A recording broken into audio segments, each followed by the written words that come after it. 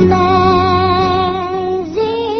grace, how sweet the sound that saved a wretch like me.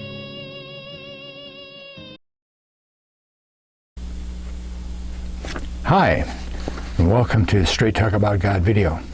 I'm Jack. The Israelite World Network. See, God set up a worldwide network of Israelites. This is the big picture of Dan, the tribe of Dan. Okay? So here's the question. Who dominated world trade for the last 500 years? Ooh. Wow, that's way back, isn't it? Well, the tribe of Dan was instrumental in discovering and settling places all around the globe and bringing back information of those settlements to home base in the Middle East and thereabout. Well, God had two reasons for giving Dan the responsibility of finding these locations. One reason goes back to Abraham. After much talk about who the descendants of Abraham would become, the Bible says in many places that the Israelites would be an example to other nations of the world, which would then result in them trusting God with their lives. Okay? They would also be responsible for telling the world that God had purposed a kingdom be set up here on the earth. An Israelite was to be God's oracle to the world. Okay. Did that happen? Yeah.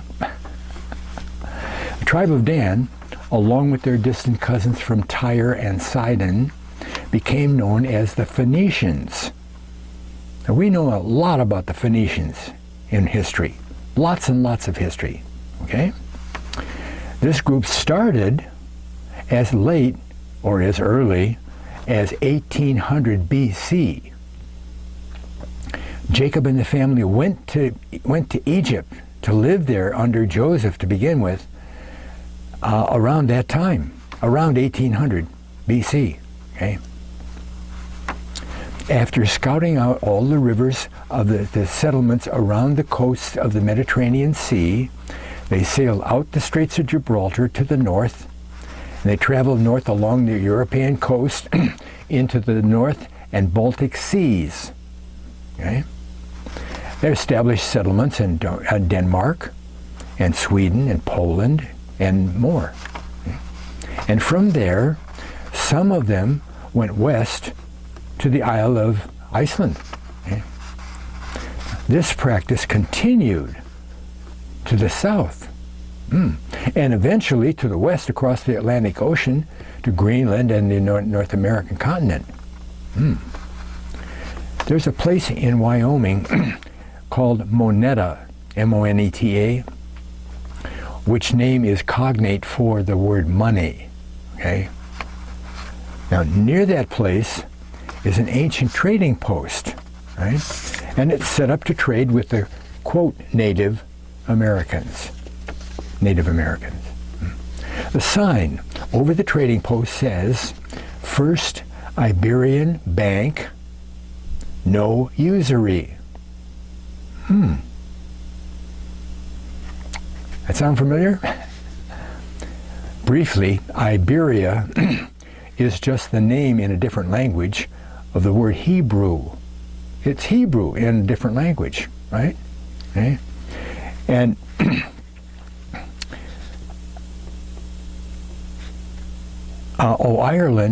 Ireland also had the same name, only in a little bit of a change for language, called Hibernia.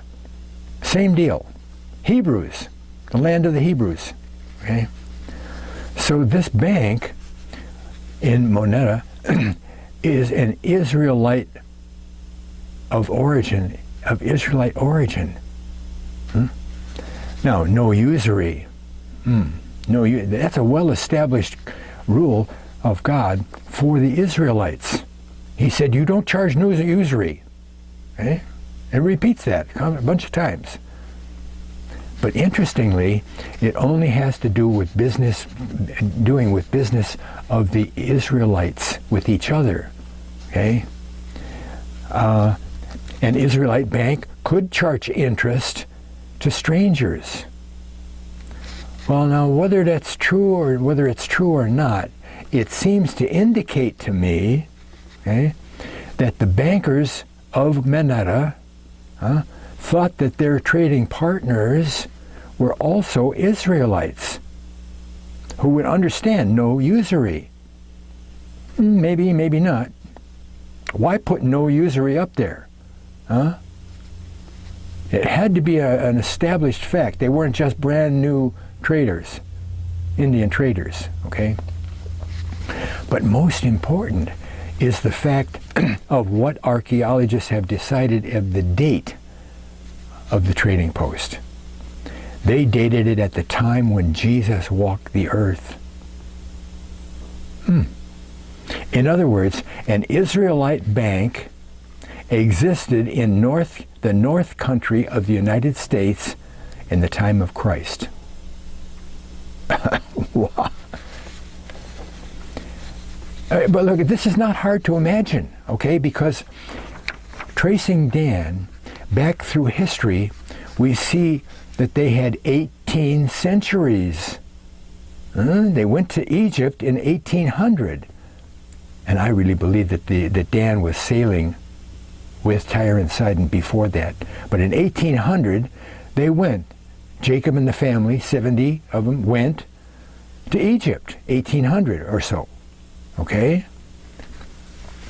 So they had 1800 centuries to make their way all the way over to the U.S. and to service the Israelites who already had migrated there earlier. Okay? So try to imagine this, okay? Ships went out from Egypt. Joseph is ruling, right? Joseph is ruling for 80 years after, for 70 years or so after the family went there, okay? So they started in 1720 BC to sail around, okay? And they were there for another 300 years, you know, till 1453 BC, okay?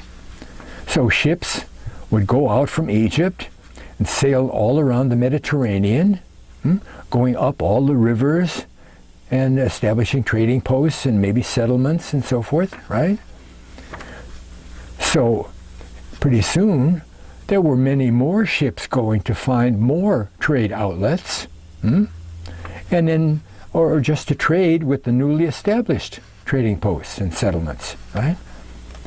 And if we take just the first 100 years of the 1800, right, there must have been a great fleet of trading ships making their way out the Straits of Gibraltar and going in every direction, you know, following the east coast lines of Europe and Africa. Well, after 300 or 400 years, up till 1400 BC, there has to be a worldwide network of trading established by the Phoenicians, tribe of Dan. Ooh. And this knowledge also promoted the migrations of many of the groups of Israelites, like those Mandan Indian tribes of North America. The Mandan Indian tribe. Mandan Indians. We'll get to them in a minute.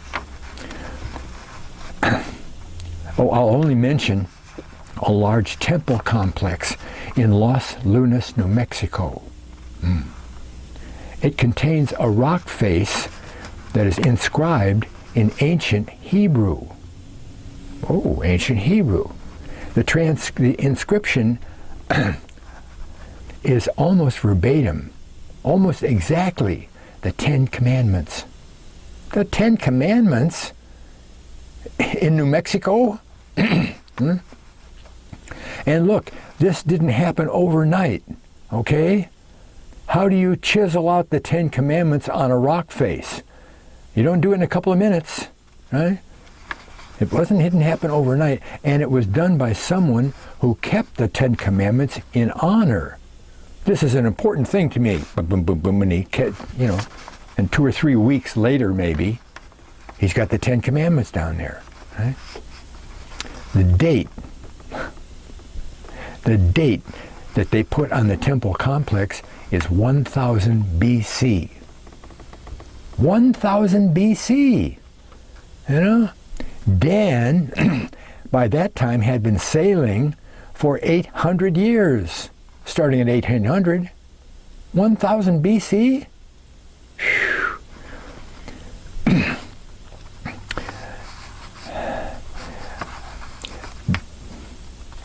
The Exodus happened in 1453 BC, okay? 1453 to 1000 is over 400 years. But that's when the Decalogue was given to the Israelites, 1453 BC, on Mount Sinai.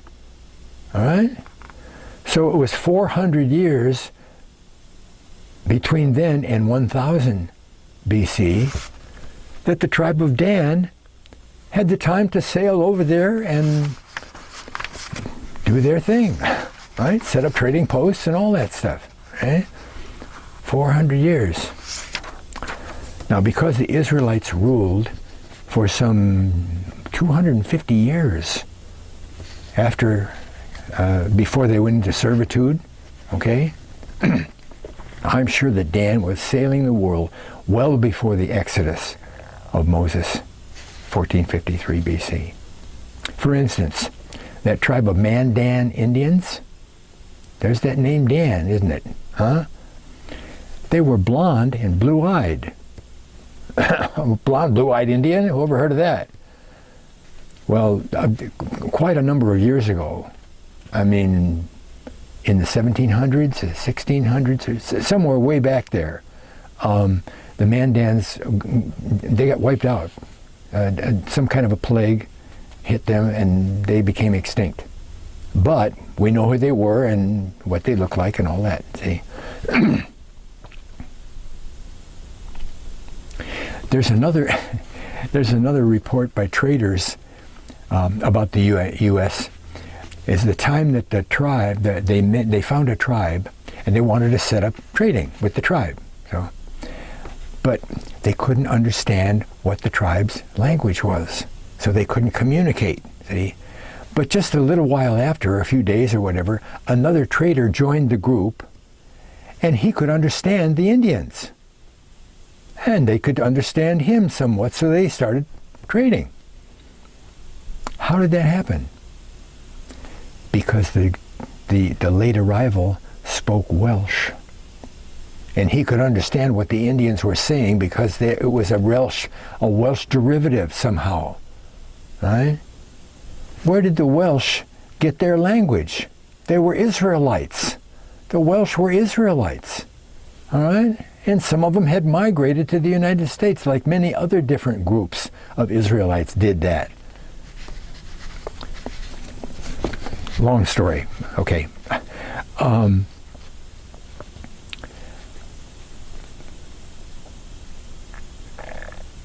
So this is further confirmation that the Israelites did migrate 1,400 years before Columbus. So the Phoenicians also went south after going out Gibraltar, right? Sail around the Cape of Good Hope and up the east coast of Africa, right? And then farther east over into the Indian Ocean. And I believe, I'll get to that in a minute, I believe they went all the way to Japan. Why not? Huh? Why not? That's their job, you know? And when you do that in increments, okay, the first increment is going around the Mediterranean Sea and stopping at all the little places on the way. Well, that's what they did wherever they went. Oh, there's a river, let's go up there. And eventually they made their way farther east to Japan. Okay? Every time they came back home, they shared their geographical knowledge with their brother Israelites. They also shared what they may have picked up in the form of technology. In places like China, gunpowder, could be. The other reason that God commissioned Dan to sail the world was to bring back the knowledge of those places to which the scattered house of Israel, after they lost their nation, they could migrate to after losing their nation and be relocated, relocated by the Assyrians. That was in 721 BC, up under on the top of the Fertile Crescent. Okay, 721. That's what, 1,500 years of sailing around, knowing where they are. And now different groups of Israelites are making their way west into the British Isles and way east into China and Japan. And they're going on what they found out from the tribe of Dan in his voyages, right? They had to, right? According to the prophetic statements of Father Jacob, Dan would leave his mark every place that he went, right? And that would help guide Dan's brothers to those places. If one looks up all the rivers of the Mediterranean Sea, right, and the British Isles, Dan's presence becomes very clear as those rivers all reflect Dan's name. Every place Dan went, he changed the name to include Dan. In Hebrew, it's only DN. So depending on what language you're looking at, it could be DN, DON, IN, AN, EN, O, whatever, right? Okay? The rivers, there are 3 rivers on the southern steppes of Russia, just above the Caucasus Mountains, right? All 3 of them are Dan rivers. There's the Dnieper, DN, Dnieper River. There's the Dan Apris River, and there's the Don River. All 3 of them up there, okay?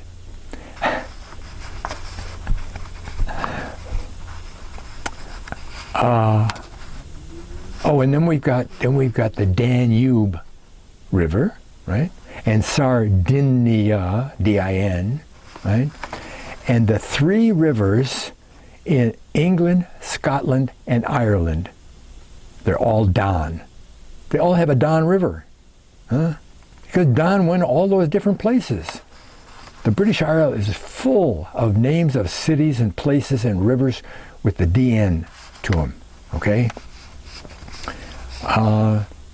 The city of Danzig in Poland, now it's called Gdansk, D-A-N, Ansk, all right? That's in Poland on the Baltic Sea, right? The island, like I said, of Sardinia, and in the passageway into the Black Sea called the Dardanelles. The Dardanelles, right? Okay. Just one cursory search of Dan from the Caspian Sea to the British Isles, I found 37 cities, 14 rivers, 15 geographical locations that contain those DN names. This is all covered in my Dan videos. There's 3 Dan videos in my Lost Tribe series. Take those in. There's a lot more detail in there. Okay, when Dan set out, what was his purpose? Was his purpose of going up all those rivers and going into all those settlements around the world, was it to get God's word out to the rest of the world? No. No. Only God could say, yes, that would. They didn't say that. That wasn't what they were about. Was it going to bring back information to their relatives? No. No. Dan was in business, right? They were the traders of the world.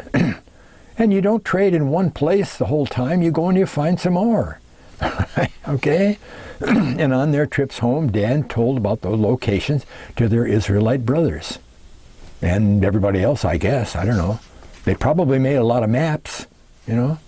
Some of the maps that Piri Reis got hold of and made his map that shows Antarctica with no ice. When did that happen? Huh?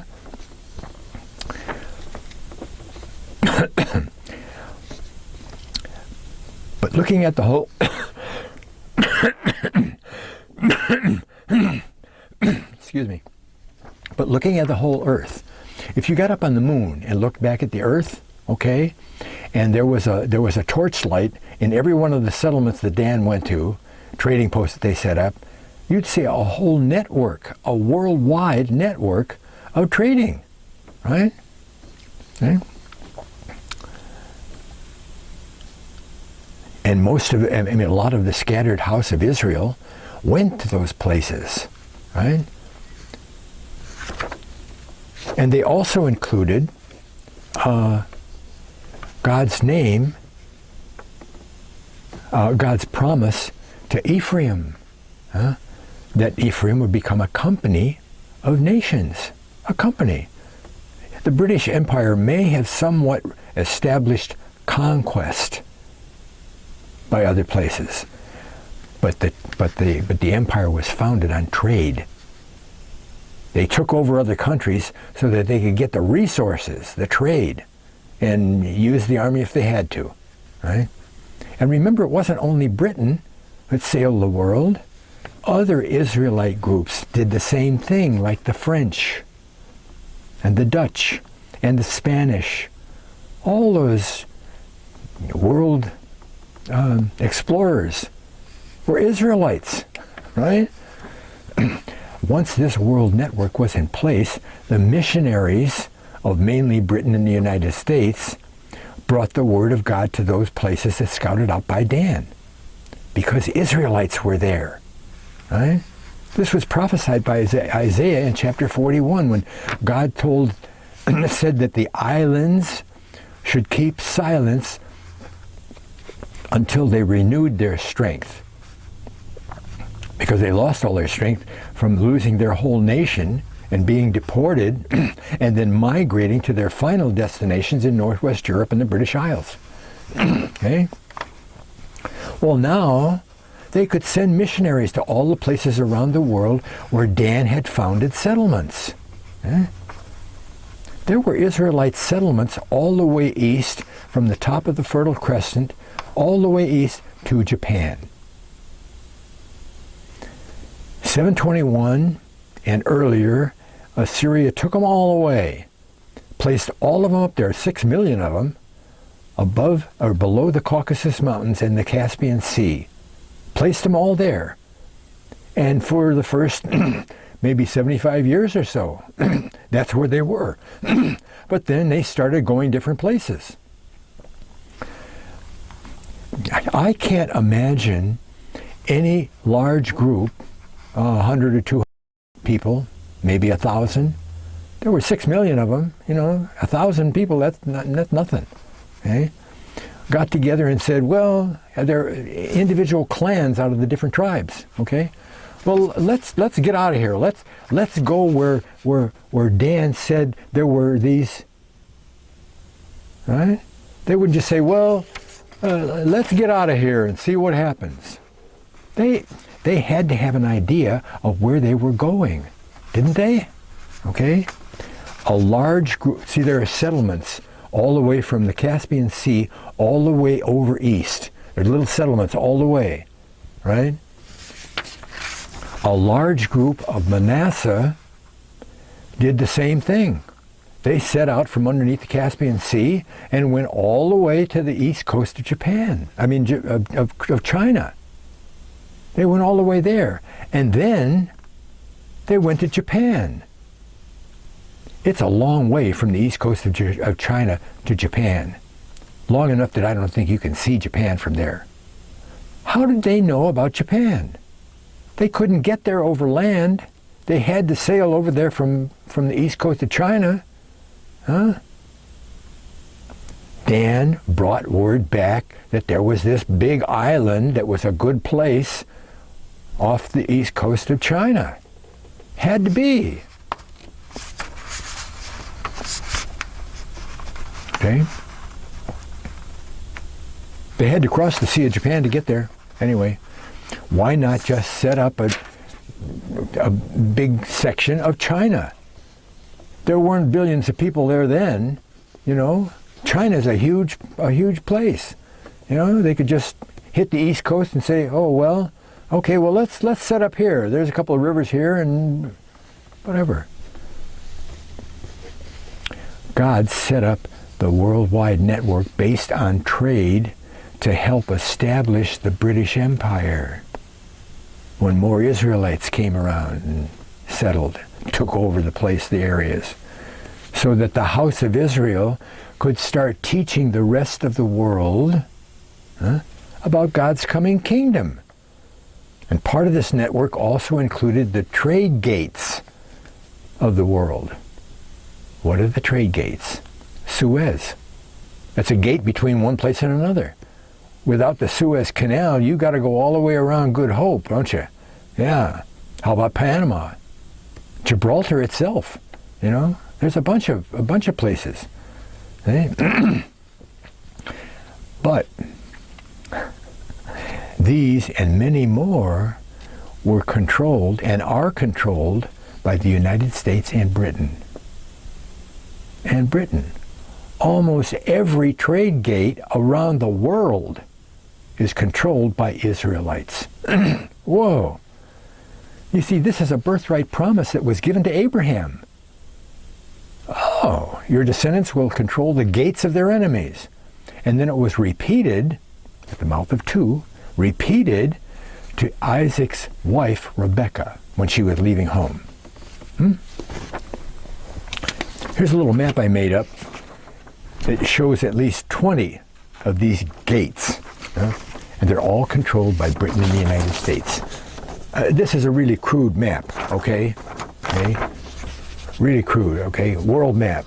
There's Africa, and then the map shows a division so that we can see South America and North America over here, okay? Okay.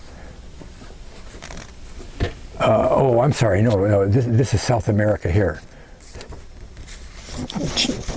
Middle East, Africa, okay. Europe up here, okay. There's Panama. Panama, right? And there's into the the Mediterranean, the Caribbean Sea. There's 3 different gates into the sea. Here's Suez, all right? Can you see Suez, right? There's the other gate out in the Yemen area.